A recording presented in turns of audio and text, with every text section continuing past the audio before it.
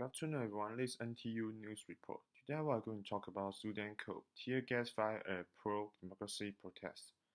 Security forces in Sudan have fired tear gas at pro-democracy protesters in the capital, Khartoum.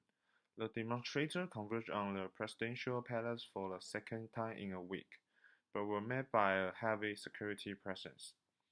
Earlier, the military government restricted the phone and internet service in the city as the protesters gathered, report says. Other cities, including Port Sudan, have also seen demonstrations.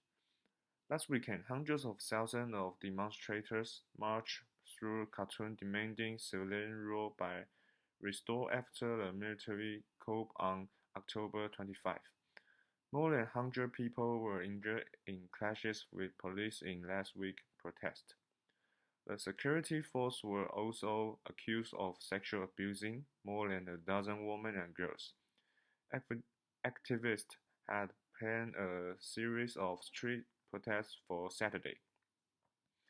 Exactly 2 months in, gender launched the takeover before internet connection was disrupted. One internet service provider told Reuters news agency that the disruption followed a decision by Sudan National Telecommunication Corporation, which regulates the sector.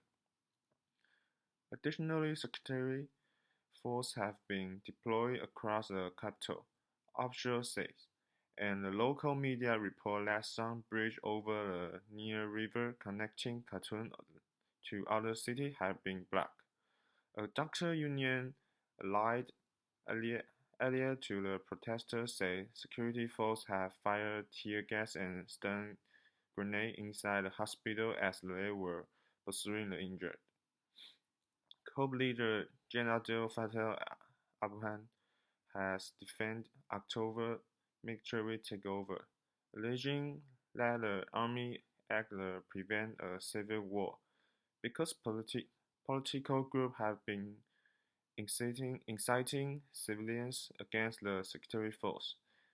He has said that he remains committed to the transition to civilian rule, with election planned for July 2023.